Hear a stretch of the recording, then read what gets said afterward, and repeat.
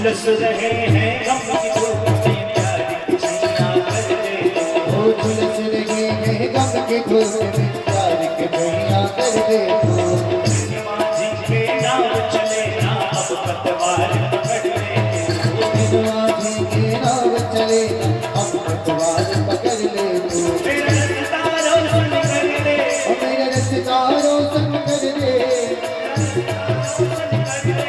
मेरा रास्ता रोशन कर दे छाई अंधियारी ऐसे आनंद नहीं आता है मीठी मीठी लाइन की सेवा करते रहिए देना हो तो दीजिए जन्म का देना हो तो दीजिए जन्म जन्म का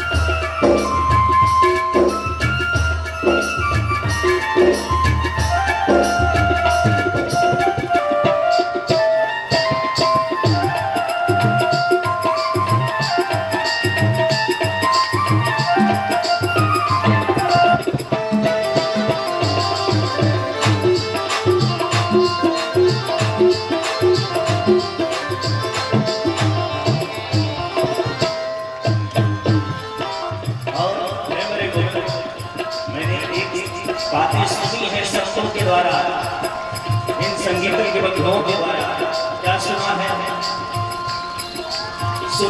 हमने शरणागत को अपने गले लगाते हो सुना है हमने शरणागत को अपने गले लगाते हो सुना है हमने शरणागत को अपने गले लगाते हो सुना है हमने शरणागत को अपने गले लगाते हो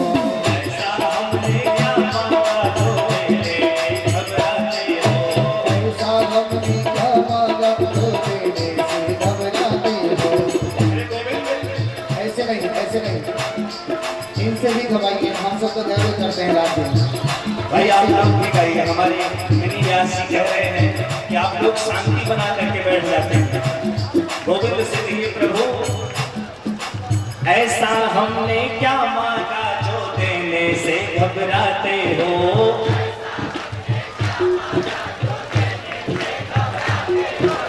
ऐसा हमने क्या मांगा जो देने से घबराते हो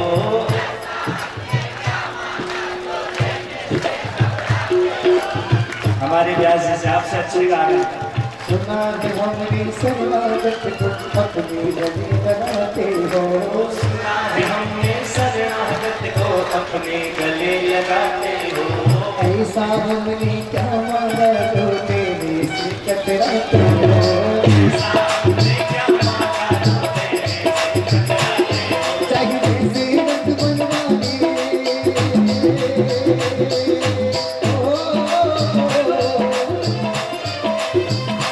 चाहिए जैसे रंग बनवाने बस होती रहे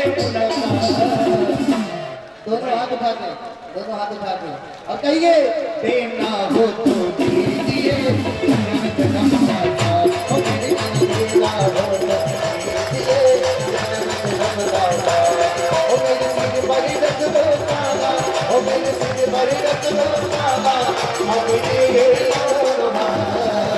देना हो तो दीजिए जन्म जन्म का साथ ओ देना हो तो दीजिए जन्म जन्म का साथ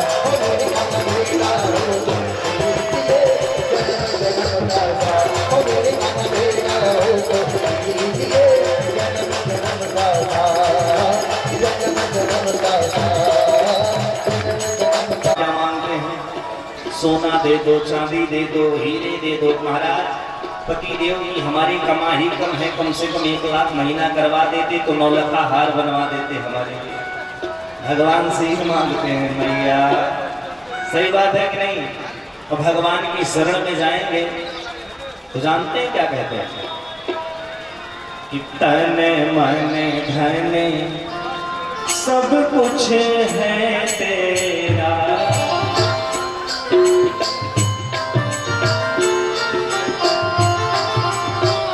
मेरा तुझको अर्पण, क्या लागे मेरा।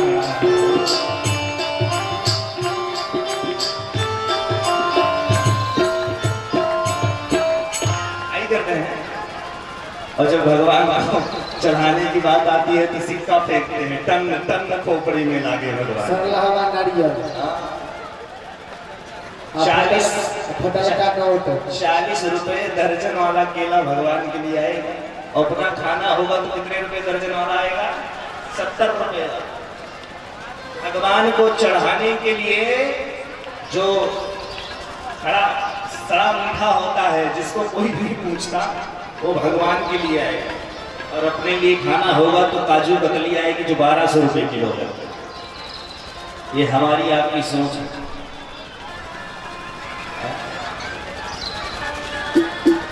एक सेठ जी थे, एक कथा सुना दूं आपको। जल्दी तो नहीं है आप लोगों को? नहीं जल्दी?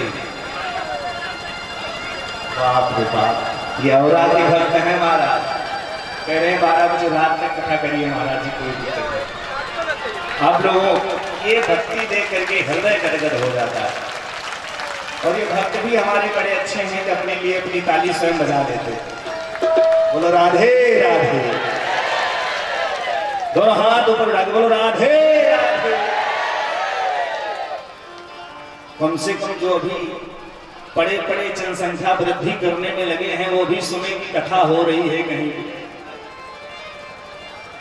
समझ रहे हैं? देखिए हकीकत बता रहे हैं आपको। अरे जनसंख्या वृद्धि का मतलब ये मत आप लोग सोचिए, कहने का भाव समझिए, भावनाओं पे मत जाइए। नजर बदलिए, नजारा सही दिखाई देगा। देखिए एक ही शब्द के कई अर्थ होते हैं।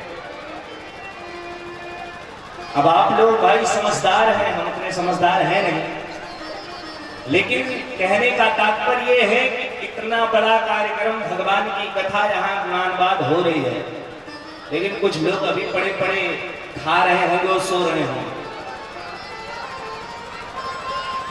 महाराज आज की स्थिति ऐसी है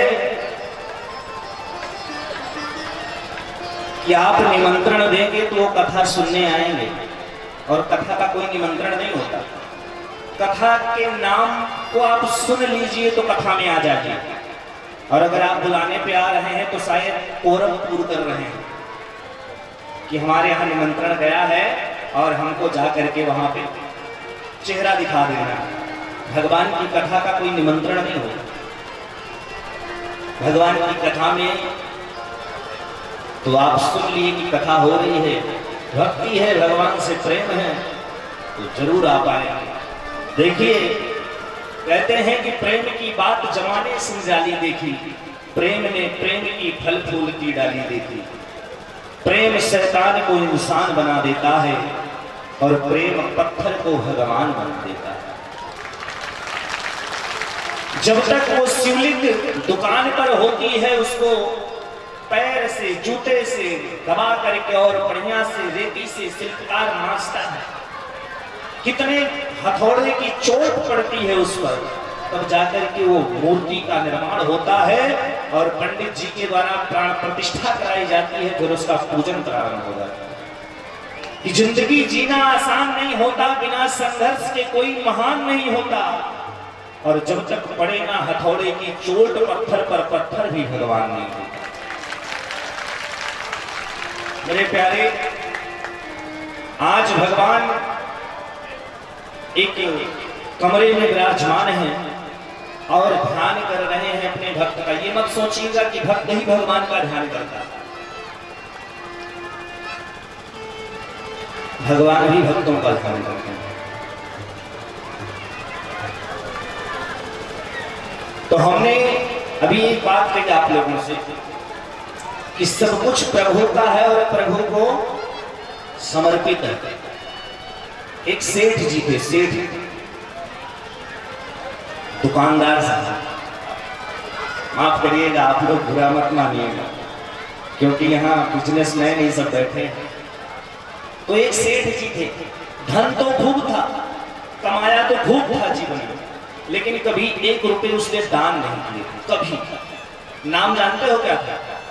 दानचंद। नाम क्या था? दानचंद। लेकिन जीवन में कहीं 1 रुपए आरती में भी नहीं छोड़ा हुआ। अच्छा, पत्नियां थोड़ा धर्मात्मा होती हैं, तो उसकी पत्नी बार बार कहती कि कम से कम घर से 12 किलोमीटर दूर गंगा जी है, नहाओ एक दिन जाकर।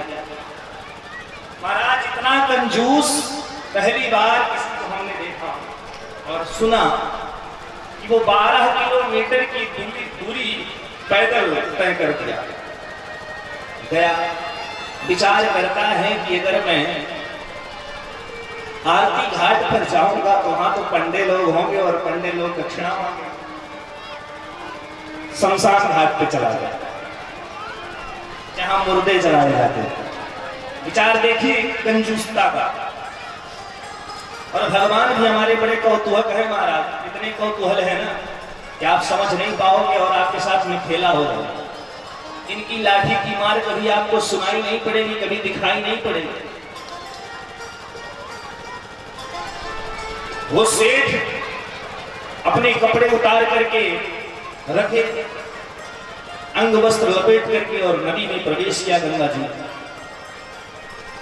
सोचता है कि जल्दी जल्दी स्नान कर लो, ऐसा ना हो कोई पंडा आए। भगवान को कौतूहल सूझा, भगवान पंडे का वेश धारण करके और पहुंच गए शमशान घाट।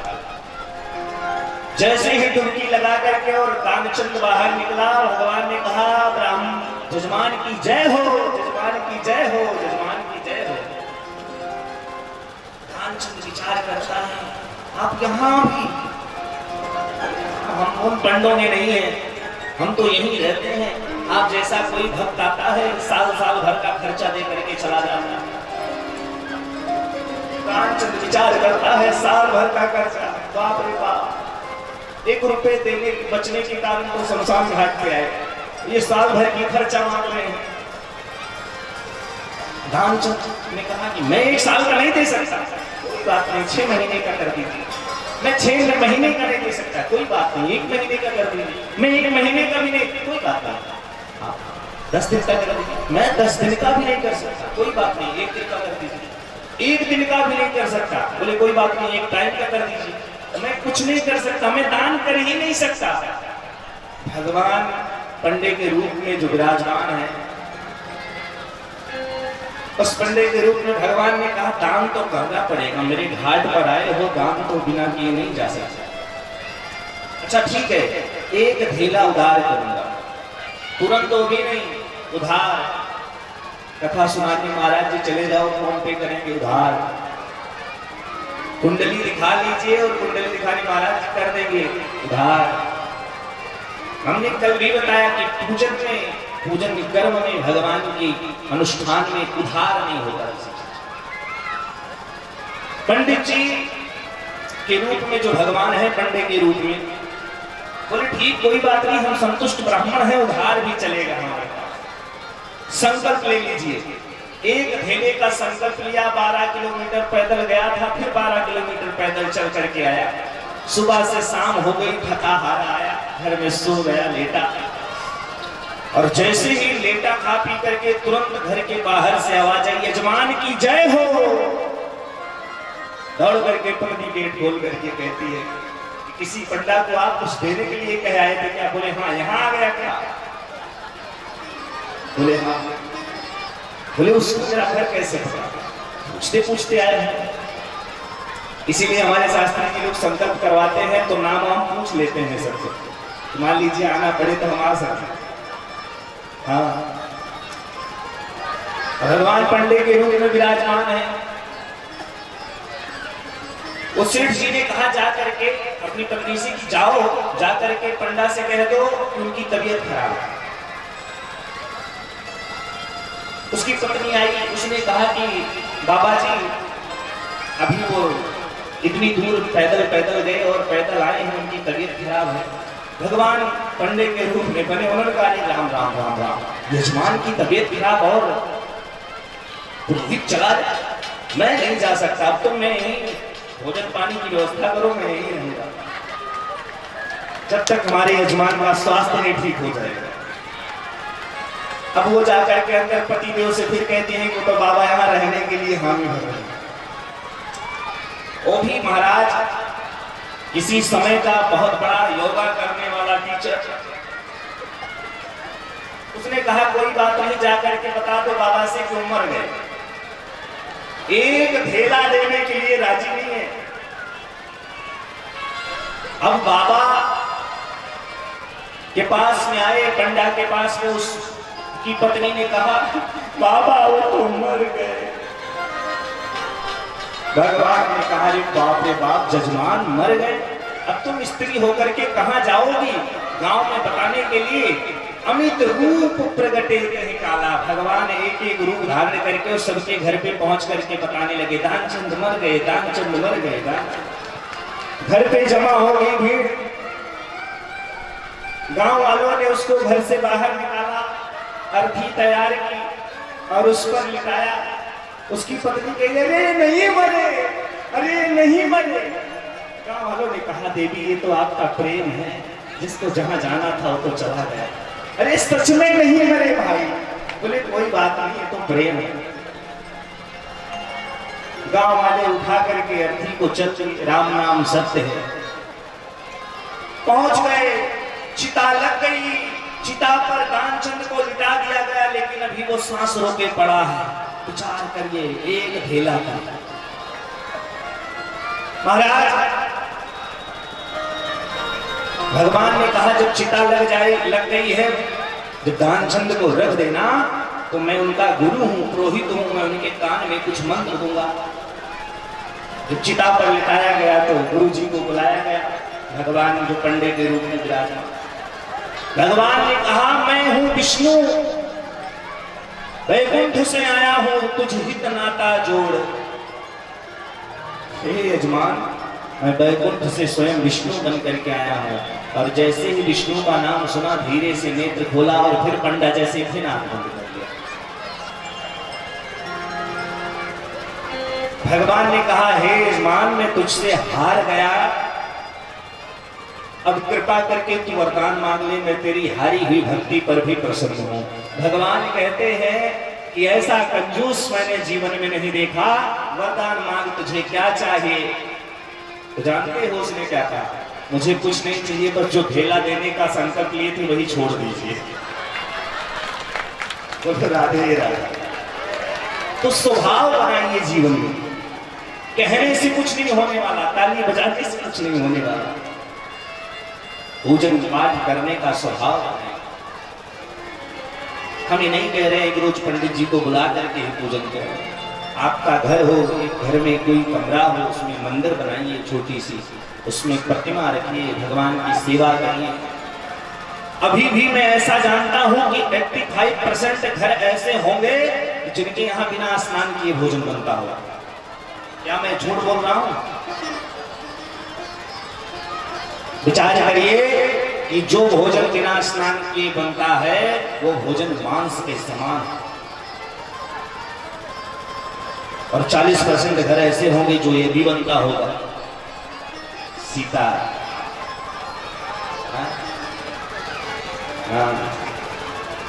लेग पीस,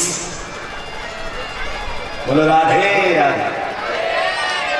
देखिए कथा सुनना बहुत बड़ी बात है। आप आए हैं, पंडाल में बैठे हैं, हम सुना रहे हैं, आप सुन रहे हैं। कथा का कोई एक शब्द आपके जीवन में उतर जाए, आपका जीवन एक शब्द से बदल जाए, तो मैं समझ लूंगा कि ये दास की कथा करने में और कथा ये सफल हो चुकी है। नाम नहीं बताऊंगा, लेकिन हमारे दो भाइयों ने संकल्प लिया है, अभी लिया नहीं है, 7 दिन की कथा सुनने के बाद संकल्प लेंगे। वो मांस और मदिरा का परित्याग कर देंगे। शायद इस बात से उनका पूरा गांव बहुत प्रसन्न है। लेकिन ये मत सोचिएगा अगर शेर चुप है तो उसको फिर छेड़िएगा मत आप लोग। शेर चुप है तो ये मत सोचिएगा को शिकार करना भूल गया है, वो अपनी दहाड़ पुनः स्टार्ट कर सकता है। इसलिए आप लोगों से निवेदन है कि आप लोग भी शेर को जगाने का प्रयास न करिएगा। और हकीकत में बताऊं, ये कथा मेरी संकल्प है और ये सफल हो अगर वो दोनों भाइयों ने संकल्प कर लिया। अभी वो 7 दिन तक उनकी छूट है, कथा सुन रहे हैं और 7 दिन से बड़ी भक्ति के साथ में लगे हैं। सुबह 6 बजे से लेकर के घर का दरवाजा नहीं साफ करते होंगे, लेकिन यहाँ पर आकर के पूरे पंडाल में झाड़ू लगाना, पूरे पंडाल में पानी फेंकना, सारी व्यवस्था को लोग एकदम ऐसे प्रयासरत हैं। भगवान से ही प्रार्थना है कि उनके जीवन में जो जिस रूप से यहाँ पर विद्यमान है सबका जीवन खुशियों से भरा हो। आज भगवान कमरे में विराजमान है। भगवान समस्त पांडवों को लेकर के पितामह भीष्म के पास में गए हैं। पितामह भीष्म, द्रौपदी भी गई हैं,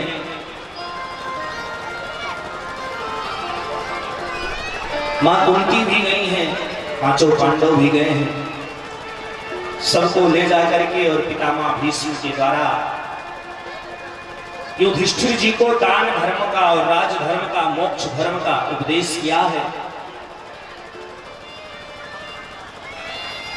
और जब स्त्री धर्म का उपदेश करने लगे पितामह भीष्म,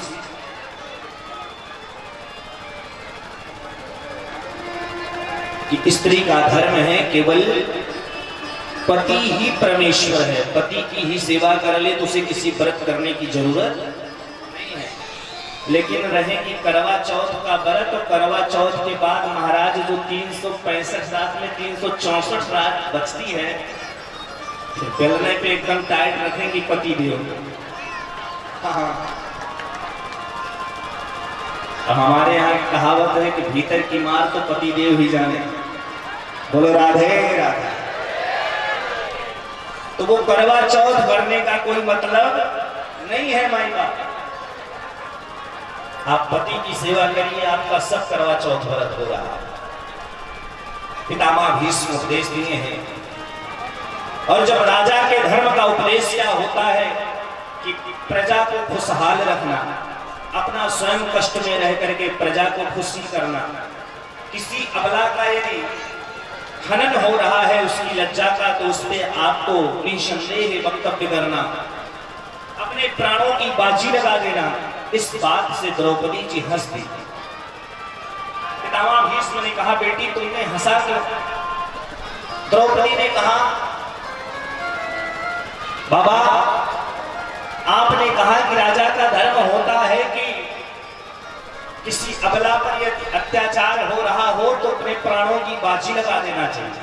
और जिस समय भरी सभा में मेरी साड़ी को, मेरी चीर को दुशासन खींच रहा था, उस समय सभा में आप सबसे आगे विराजमान था और आपका इतना दबदबा था कि आप अगर बोल देते तो महाराज क्या मजाल थी जो दुशासन साड़ी खींच के, लेकिन आपने एक शब्द नहीं बोला। इस बात को सुन करके पितामह भीष्म कहते हैं, बेटी अब उसका खाया हुआ नमक का एक एक रक्त मेरा जमीन पर गिर गया है। अब मुझसे मेरी बुद्धि सात्विक हो गई है, इसीलिए अन्न का बहुत परहेज है। सबके यहाँ नहीं खाया जा सकता। पता नहीं कैसा अन्न है, कैसे धन से कमाया हुआ अन्न है, मन को विकृत कर देगा। इस बात को सुन करके पितामह भीष्म आज मन में संकोच कर रहे हैं, आंखों में आंसू की, नेत्रों में आंसू भरे हुए हैं और द्रौपदी, 5 पांडव सब खड़े हैं। ये है राजा का धर्म, ये नहीं है कि शांत बैठे रह जाना। द्रौपदी ने सिखाया है। हे गिरधारी मोरी, हे गिरधारी मोरी, कृष्ण मुरारी, लाज रखोगे कृष्ण मुरारी, लाज रखोगे कृष्ण मुरारी। हे गिरधारी मोरी, हे गिरधारी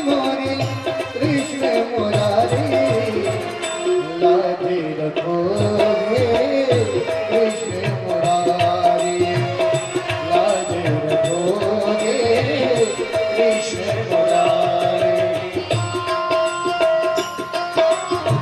मीठी मीठी तालियों की सेवा करते हैं।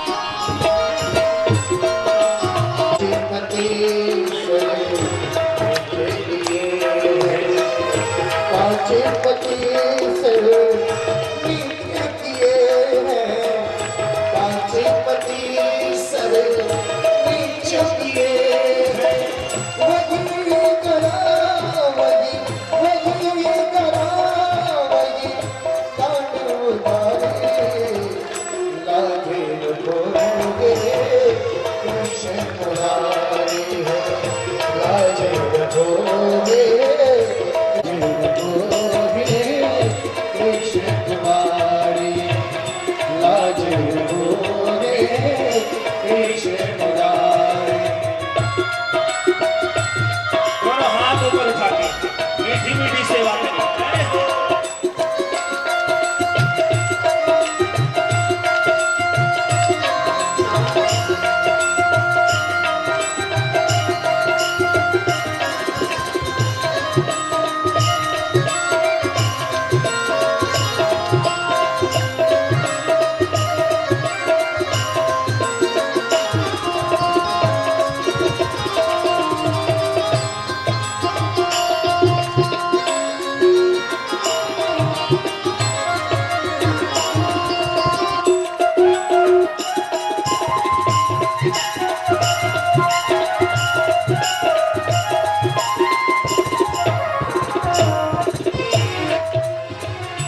अब मैं आस करूं कब किस पर, अब मैं आस करूं कब किस पर, अब मैं आस करूं कब किस पर, अब मैं आस करूं कब किस पर।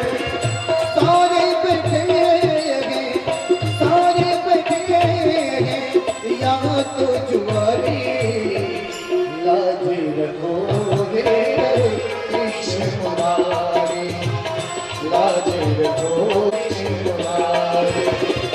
हे गिरनारी, हे गिरनारी कृष्ण मुरारी, लाज रखोगे कृष्ण मुरारी, लाज रखोगे कृष्ण मुरारी।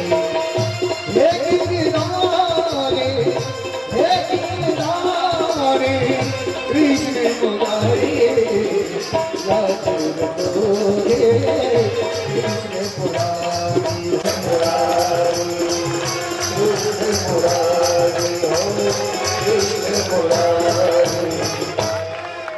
मुरारी कृष्ण मुरारी, हो कृष्ण मुरारी। कृष्ण मुरारी लाज रखोगे कृष्ण मुरारी, हो लाज रखोगे कृष्ण मुरारी। महाराज द्रौपदी जब दुशासन के द्वारा द्रौपदी का चीरहरण हो रहा था, पांचों पति बाजी हार गए, सब मुख लटका के बैठे हैं। तब द्रौपदी ने गोविंद को बुलाया और गोविंद ने आकर के लाज बिछाई। वही कह रही है पितामह भीष्म से कि तब तो आप बोल सकते थे, लेकिन आप राजा थे, आपका धर्म क्या था। पितामह भीष्म ने कहा, देवी मैं उस समय कौरवों का नमक खाया था और नमक खाने वाले के साथ में कभी विश्वासघात नहीं करना चाहिए। लेकिन आज के समय में लोग नमक भी खा लेते हैं और विश्वासघात भी करते हैं। जिस पत्तल में खाते हैं उसी में छेद कर देते हैं। हाँ महाराज, भगवान उपदेश दिला करके आए हैं। पितामह भीष्म इच्छा मृत्यु का वरदान है। भगवान ने कहा प्रभु अब आप मुझे चतुर्भुज रूप में कब तक खड़े रखेंगे। पितामह भीष्म ने कहा कन्हैया मुझे 124 जन्मों के पुण्य पाप याद है, ये कौन से जन्म का ऐसा पाप है जो मुझे बाणों की सैया मिली। भगवान ने कहा तुम्हें 124 जन्म के पुण्य पाप याद है और मुझे तुम्हारे 125 जन्मों के पुण्य पाप याद है। 125वां जन्म पहले जब आप थे तो एक राजा थे, शिकार खेल करके जा रहे थे, रास्ते में एक घायल सर्प पड़ा था, आप उस बाण से उठा करके बबूल के वृक्ष में सर्प को फेंक दिया था। उसका पूरा शरीर बबूल का कांटा लग जाने से छलनी हो गया था और अपने प्राणों का परित्याग कर दिया था। ये वही पाप कर्म है आपका जो आपको आज 124 जन्मों के बाद में भोगना पड़ रहा है। आपको बाणों की सैया मिली है। तो आप जैसा पुण्य जैसा पाप जैसा कर्म करेंगे महाराज, हो मैया जो न करे पर पंच भेदिक पानी न पच पावे, टोला मोहल्ला एक भी घटना से नहीं बच पावे। बैठ गई है, सामने बैठी हैं, देख रहे हैं महाराज जी एकदम सामने बैठे हैं, तो भी बातें चल रही। हाँ सीताराम सीताराम। महाराज आज भगवान द्वारिकापुरी को जाने के लिए उद्यत हुए हैं। द्वारिकापुरी में पहुंच करके मेरे गोविंद ने 5 जन शंख को बजाया है। समस्त द्वारिकापुरवासी भगवान का स्वागत करने के लिए आए हैं। समय व्यतीत हुआ, जिस बालक की रक्षा भगवान गर्भ में जाकर के अंगुष्ठी का रूप धारण करके गए थे, आज वो उत्तरा का बेटा जन्म ले लिया है। ये बात जब भगवान को पता चली, जानते हैं उसका नाम परीक्षित कैसे पड़ा। वो बालक जब जन्म लिया तो जिसकी गोद में जाता है उसके चेहरे को देखता है कि वो 4 हाथों वाला कहाँ है जो जाकर के गर्भ में मेरी रक्षा किया था। भगवान को जब ये बात पता चली तो भगवान आए हैं परीक्षित को दर्शन देने।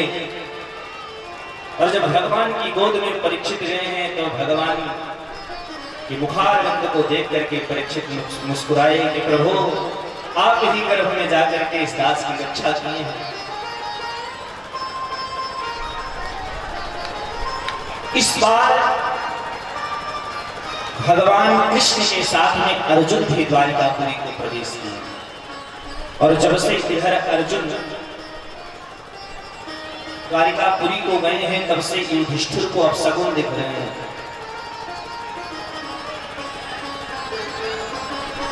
गाय के अस्त्रों से रक्त बहता हुआ दिखाई दे रहा है। छोटी छोटी कन्याएं विधवा अवस्था में दिखाई दे रही हैं। ऐसे ऐसे अपशगुन हो रहे हैं युधिष्ठिर के साथ। 6 महीना हो गया, कोई हालचाल नहीं मिली, कोई पत्र नहीं आया। और 6 महीने के बाद में जब लौट करके अर्जुन आ रहे हैं तो उनका मुख मलिन है। ऐसा लग रहा है कि गांडीवधारी अर्जुन जैसे किसी शरणार्थी की रक्षा नहीं कर पाए, जैसे किसी धन पुरुष का धन समाप्त हो जाए, चोरी हो जाए, बड़ा कष्ट हो, इस प्रकार से अर्जुन का मुख मलिन है। युधिष्ठिर ने कहा अर्जुन भाई क्या हुआ।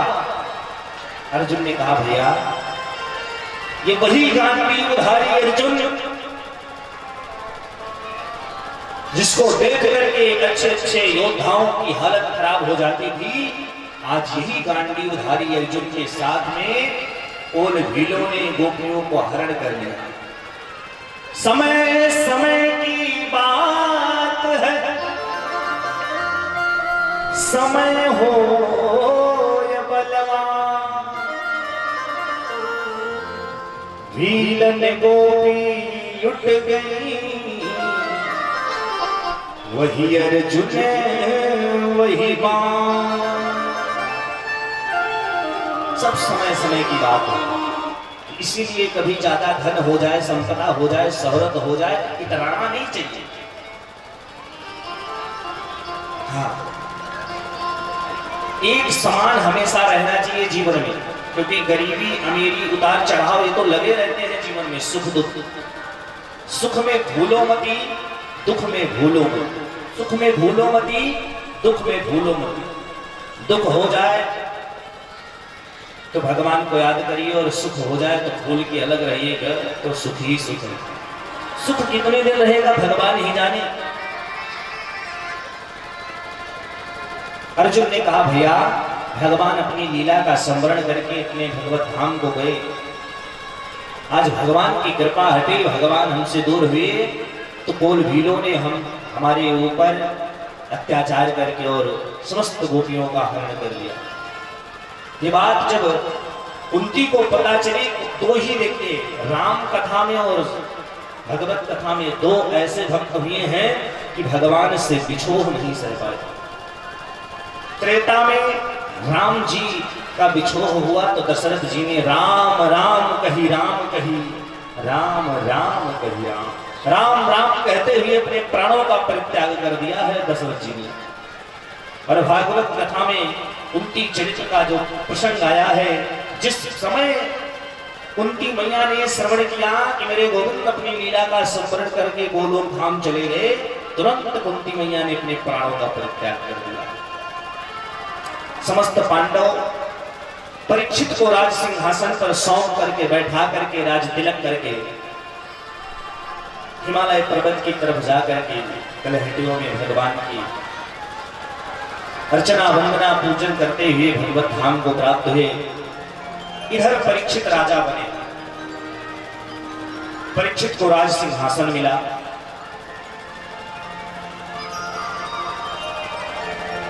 एक दिन परीक्षित विचार करते हैं कि मैं राजा बन गया, लेकिन मैंने अभी समाज में निकल करके देखिए, हमने भी बताया कि राजा स्वयं दुख में हो, लेकिन आज के जितने राजा हैं वो स्वयं का पेट भरने में, जेब भरने में लगे हैं, प्रजा से कोई मतलब नहीं। हाँ महाराज परीक्षित जी निकले हैं प्रजा को देखने के लिए, जा रहे हैं तो रास्ते से देखते हैं एक जंगल के पास में कि एक गौ बैठी हुई है, वो रुदन कर रही है। एक बैल है जो 4 पैर थे 3 पैर कट गए हैं, एक पैर पर खड़ा है। जानते हैं ये बैल कौन है? वृषभ कौन है? ये धर्म रूपी वृषभ है। बैल को धर्म की उपमा दी गई है, और जो गौ है उसको पृथ्वी की। जो वृषभ के रूप में धर्म विराजमान है, वो एक पैर पर खड़ा है, 3 पैर उसके कट चुके हैं। वो गौ से पूछता है पृथ्वी से कि आप रुदन क्यों कर रही हो? उस पृथ्वी ने कहा कि जो गति हमारी है वही गति आपकी है, फिर आप क्यों पूछ रहे हैं? परीक्षित जी कहते हैं कि ऐसे दृश्य को देख करके मैं उनके पास में गया तो देखता हूं कि एक काला क्रूप पुरुष बैठा है, और वो काला क्रूप पुरुष डंडा लेकर के उस गौ को प्रताड़ित कर रहा है, मार रहा है। और जब मुझे देखा तो भगने लगा। हमने उसको रोक लिया और रोक करके कहा, है दुष्ट, तू कौन है जो मेरे साम्राज्य में प्रवेश करने की चेष्टा की? सूत जी महाराज कहते हैं परीक्षित,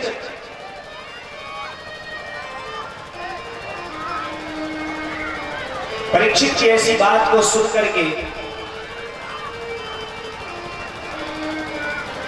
वो जो कलियुग है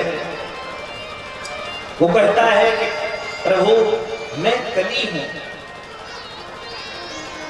और हर जगह आपका ही साम्राज्य है, जाऊं तो कहां जाऊं? परीक्षित ने कहा कि ठीक है, लेकिन अब जल्दी से जल्दी तो हमारे साम्राज्य से निकल जा। कलियुग ने कहा प्रभु मैं जाऊं तो कहां? हर जगह तो आपका ही साम्राज्य है, लेकिन प्रभु मेरे पास एक गुण बहुत बड़ा है। परीक्षित ने कहा अवगुण तो तेरे बहुत है। बोले हाँ अवगुण तो बहुत है हमारे, कृपा करके कोई स्थान दे दीजिए रहने के लिए, ये दास को भी जीवन जीने का सहारा मिल जाए। परीक्षित ने कहा ठीक है तुझे स्थान मिलेगा। कौन कौन सा? 4 स्थान दिया, ध्यान से सुनिए। द्यूतम पानम स्त्रियः सोनम। महाराज जहां जुआ खेली जाती हो वहां कलयुग का वास है। जहां पर मदिरा का पान होता हो वहां पे कलयुग का वास है। जहां पर व्यभिचार होता हो वहां कलयुग का वास है। जहां पर हिंसा होती हो वहां कलयुग का वास है। 4 स्थान कलयुग को दिए परीक्षित। कलयुग पैर पकड़ लिया, प्रभु एक बहुत बड़ा गुण है। बोले कौन सा गुण है? कलयुग ने कहा प्रभु जो सतयुग में बड़े बड़े यज्ञ करने से, बड़े बड़े तप करने से फल नहीं प्राप्त होता था, जो त्रेता में यज्ञ करने से फल नहीं प्राप्त होता था, द्वापर में पूजा अर्चना वंदना करने से भगवान की कृपा नहीं होती थी, वो कलयुग में केवल हरि नाम संकीर्तन करने से प्राप्त होगी। इस बात को सुन करके कलयुग ने कहा प्रभु 4 स्थान तो आप नॉन एसी दे दिए हैं, 4 कमरे, अब कृपया करके कमरा कोई एसी दे दीजिए। मान लीजिए हमारे गेस्ट दोस्त आए तो रहने के लिए। परीक्षित ने कहा ठीक है जाओ तेरा, लेकिन अधर्म के स्वर्ण में वास होगा। किसमें? अधर्म के। इसीलिए जीवन में कभी भी स्वर्ण खरीदिए तो सबसे पहले भगवान को लाके समर्पित कीजिए, और भगवान को समर्पित करने के बाद में तुलसी के साथ में भगवान को समर्पित करने के बाद उसको प्रसादी के रूप में धारण करिए। आज के समय में नवलखा हार बनवा करके माताएं रखी रहेंगी, देखिएगा। इसीलिए कलयुग का, और कहीं देखिए विचार करिएगा, शादी विवाह में पहन लेती हैं तो और पतियों के ऊपर रोक जमाने लगती हैं। समझ लीजिए कलयुग का प्रभाव पड़ रहा है। हाँ सबसे ज्यादा स्वर्ण का यही लोग धारण करते हैं, तो कहीं कहीं धर्म का स्वर्ण होता होगा। नंबर 2 का पैसा लगेगा तो धर्म का ही स्वर्ण है हमारा। इसलिए भगवान को सौंप देने से वो भगवान की प्रसादी हो जाती है, फिर उसमें कोई दोष नहीं रह जाता। जिस चीज को भगवान ने सहज स्वीकार कर लिया हो और उसमें क्या दोष हो सकता है। ये इस प्रकार से 5 कमरे मिले हैं, 4 नॉन एसी, 1 एसी। और जो मुकुट लगाया था परीक्षित ने, वो जब भगवान अर्जुन और भीम को लेकर के जरासंध से युद्ध करने के लिए गए थे, जरासंध को युद्ध में उसकी सदगति होने के बाद में खजाने को ला करके अपने धनकोष में रखा था, वही मुकुट आज परीक्षित धारण करके जा रहे हैं दूसरे दिन शिकार खेलने के लिए। और शिकार खेलने के लिए गए, कलयुग का वास हो गया उस मुकुट में आकर के, क्योंकि अधर्म का स्वर्ण है। शिकार खेलते खेलते परीक्षित दूर निकल गए, प्यास लगी। अब परीक्षित एक महात्मा के कुटिया पर पहुंचे। समीप ऋषि नाम के महात्मा हैं, तपस्या में लीन है। जाकर के परीक्षित ने 2-4 बार आवाज लगाई, महात्मन, हे स्वामी। लेकिन समीप ऋषि जी इतने ध्यानमग्न हैं कि उनको कुछ सुनाई नहीं पड़ा। परीक्षित को लगा कि मुझे जल पिलाने के नाटक कर रहे हैं कि जल न पिलाना पड़े, इसीलिए ये नेत्र नहीं खोल रहे हैं। और ला करके परीक्षित ने मरा हुआ सर्प समीप मुनि के गले में डाल दिया और लौट करके वापस चले आए, महल में आए। इधर समीप मुनि के पुत्र हैं श्रृंगी ऋषि, कौशिक नदी के जल के पास में क्रीड़ा कर रहे हैं। किसी मित्र के द्वारा सूचना मिली कि एक राजा आए थे और आपके पिता के गले में मरा हुआ सर्प डाल करके चले गए। कौशिक नदी का जल लेकर के श्रृंगी ऋषि ने श्राप किया कि जिस भी राजा ने मेरे पिता के गले में मरा हुआ सर्प डाल करके मेरे पिता को अपमानित किया है, उसी का तक्षक नाग पूर्वज आज के 7वें दिन उसको डसेगा और उसके डसने से उसकी मृत्यु हो जाएगी। ऐसा संकल्प लेकर के, श्राप लेकर के और आकर के कुटिया में अपने पिता के गले से सर्प को हटा करके और बैठ करके पिताजी के सामने रो रहे हैं। समीक मुनि ने कहा, बेटा क्यों रो रहे हो? श्रृंगी ऋषि ने कहा, पिताजी मैंने श्राप दे दिया इसको, जिन्होंने भी ये दुष्कर्म किया है, आपके गले में मरा हुआ सर्प डाला है, मैंने उसको संकल्प लेकर के श्राप दे दिया है कि आज के 7वें दिन इसका पूर्वज तक्षक नाग काट लेने से उसकी मृत्यु हो जाएगी। समीक मुनि ने कहा, बेटा तूने एक ऐसा कर्म कर दिया। अरे राजा तो राजा होता है और हमारे परीक्षित जैसा राजा कौन हो सकता है, बड़े धर्मात्मा राजा है। लेकिन कहते हैं कि जो बीत गई सो बीत गई, उस बात का सिकवा कौन करे, जब तीर कमान से निकल गई उस तीर का पीछा कौन करे। अब तो जुबान से बात निकली है तो आपस नहीं आ सकते। गौरमुख नाम के ब्राह्मण को समीक मुनि ने भेजा है कि जाकर के परीक्षित को बताओ, जिससे परीक्षित 7 दिन में मुक्ति का कोई उपाय कर ले। गौरमुख नाम का ब्राह्मण आया है, परीक्षित को सारी बातें बताई कि आपको श्राप मिल चुका है, 7 ही दिन में मृत्यु है। देखिए बताएं, एक ब्राह्मण का श्राप भी वरदान में बदल जाता है। श्रृंगी ऋषि ने श्राप को दिया है, लेकिन परीक्षित की आयु ही केवल 7 दिन की बची है और परीक्षित समाज की सेवा में इतने लीन हैं कि कभी वो अपनी आयु को भी नहीं देख सकते कि मेरी आयु कितनी शेष रह गई होगी। उसे वृद्धावस्था की है तो आदमी कुछ न कुछ तो एहसास करता है कि ज्यादा समय तक नहीं चलना। लेकिन परीक्षित समाज की सेवा में इतने लीन थे कि कभी उन्होंने इस चीजें सोची ही नहीं। आज श्रृंगी ऋषि के द्वारा श्राप मिला है और 7 दिन में मरने का, तो आज 7 दिन में अपनी मुक्ति का साधन ढूंढने के लिए जा रहे हैं। तुरंत अपने पुत्र जनमेजय को राज सिंहासन पर बैठा करके तिलक किया है, आज से राजा बना दिया है जनमेजय जी को। और परीक्षित पहुंच गए हैं गंगा तट के किनारे। विचार करिए, जिस राजा को दर्शन करने के लिए बड़े बड़े अमलात्मा, विमलात्मा, महात्मा संत आ रहे हैं, परीक्षित कहते हैं मैं बड़ा भागी हूं, ये कृपा, भगवान की कृपा देखनी है तो नजरिया, जैसे हमने अभी बताया कि नजरिया बदलिए नजारा बदला दिखाई देगा। महाराज परीक्षित कहते हैं कि मैं बहुत बड़ा भागी हूं, इन संतों का दर्शन कहां से होता। आज ब्राह्मण की कृपा हुई, श्राप मिला है तो आज इन संतों का दर्शन नहीं हो रहा। यही सरलता है। आपको कोई कुछ कह रहा है, कहने दीजिए। देखिए हम मानव हैं,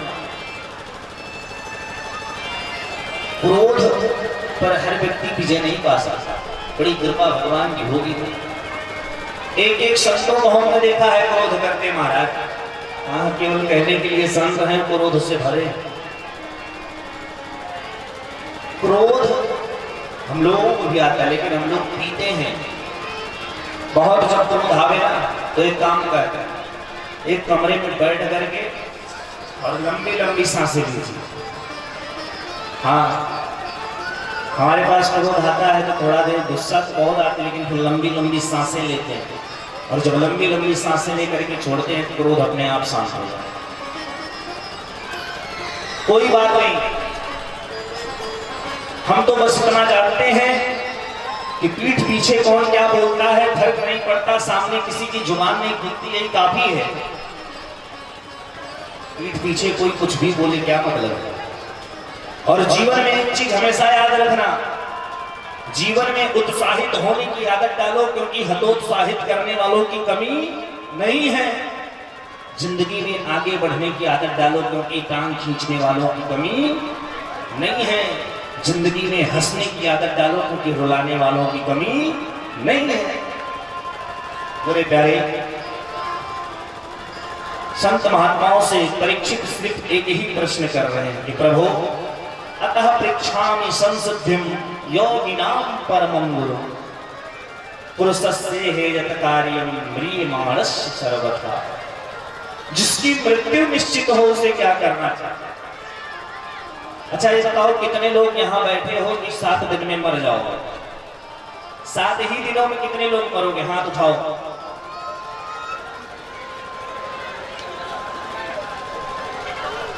हमारे 2 संगीतज्ञ के बंधु हाथ उठाए हैं और कोई नहीं। अभी सब उठाएंगे, वादा करते हैं। अभी उठवा दें, सबको उठवा दें।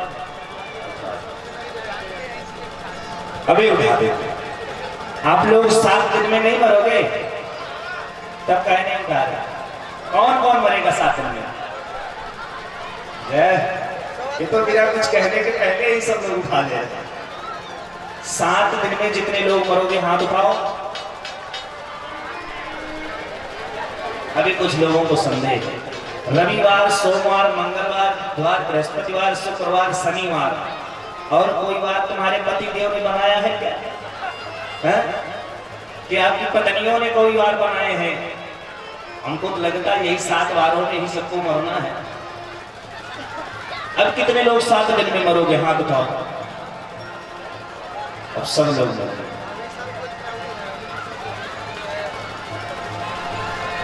अब सभी को समझ में आ गया।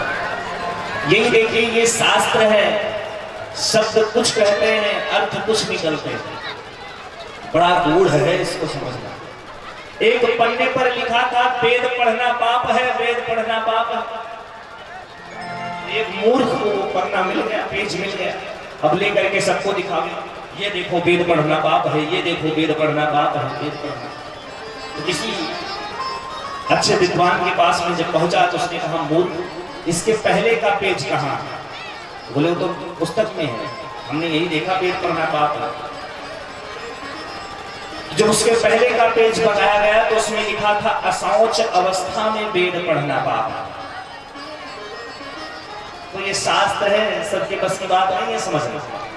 अपवित्र अवस्था में वेद नहीं पढ़ सकते, ऐसा नहीं है वेद पढ़ना पाप है, लेकिन आप अपवित्र अवस्था में वेद नहीं पढ़ सकते। महाराज, डॉक्टर 2 प्रकार के होते हैं। कितने? 2।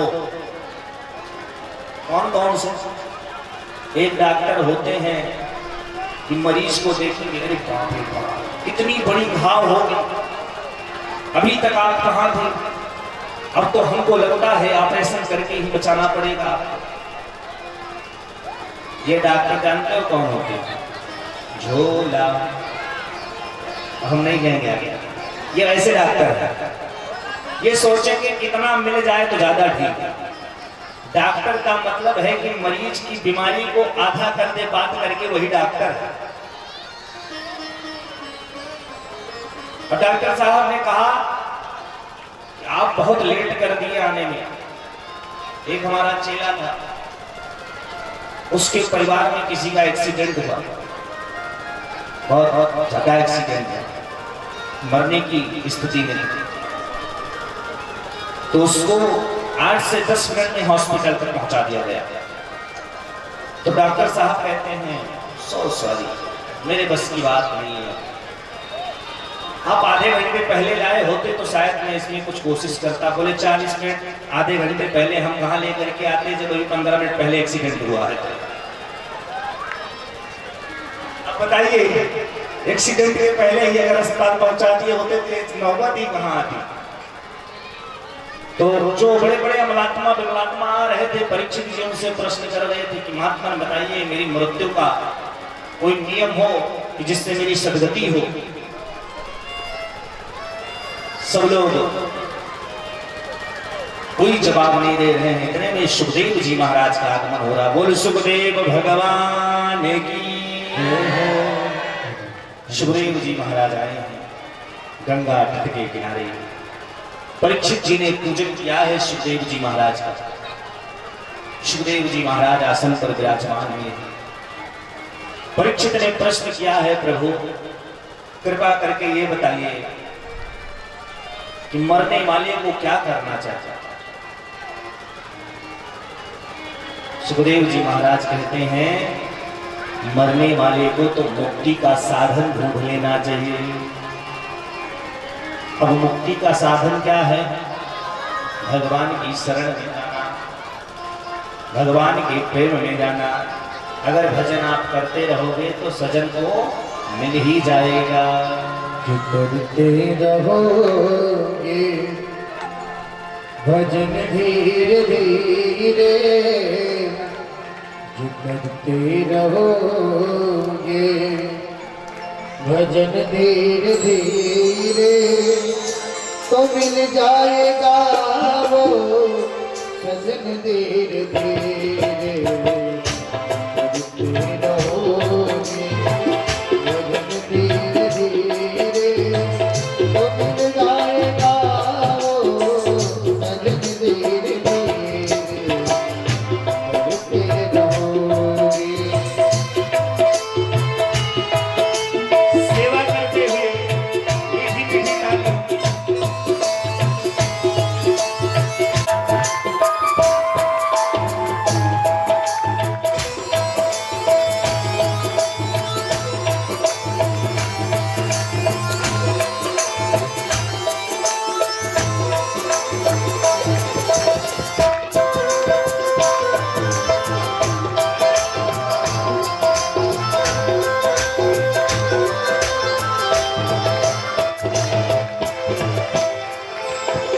अगर उनसे मिलने की दिल में तमन्ना, अगर उनसे मिलने की दिल में तमन्ना, दिल में तमन्ना, दिल में तमन्ना, अगर उनसे मिलने की दिल में तमन्ना, दिल में तमन्ना, करो सुधरता भजन धीरे धीरे।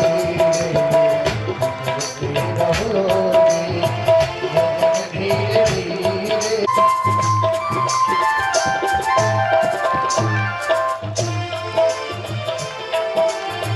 कोई काम दुनिया में मुश्किल नहीं है, कोई काम दुनिया में मुश्किल नहीं है, मुश्किल नहीं है, मुश्किल नहीं है। कोई काम दुनिया में मुश्किल नहीं है, मुश्किल नहीं है। जो करते रहोगे भजन धीरे धीरे, भजन धीरे धीरे, तो मिल जाएगा वो भजन धीरे धीरे।